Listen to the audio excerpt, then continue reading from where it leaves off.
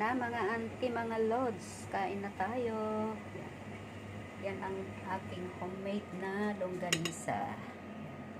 Siyempre gusto ko ng toasted para masarap. Ginawa ko yan guys. So, diba?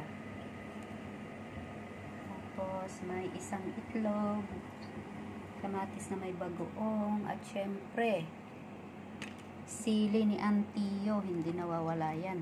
Yung kakain. Galing freezer yan. So, let's eat. Lunchtime. At syempre, ang bagoong.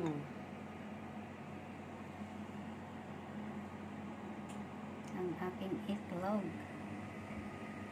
Yun lang. Bye-bye.